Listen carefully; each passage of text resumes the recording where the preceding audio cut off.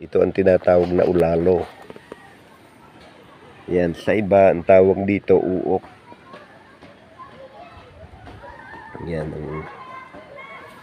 Pero ito'y ulalo dito sa amin.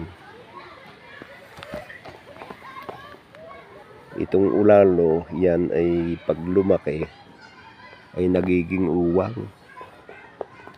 Yung mga uwang na kauri ng salagubang.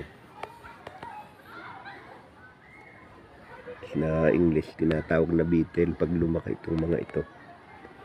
Yan yung ulalo yan. Lalipad yan, nakakapakpak.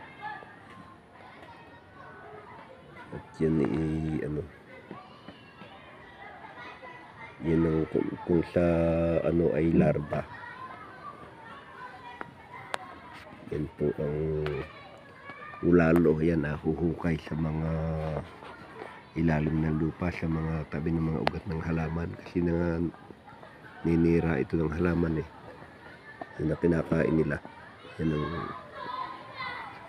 Yan ang ulalo.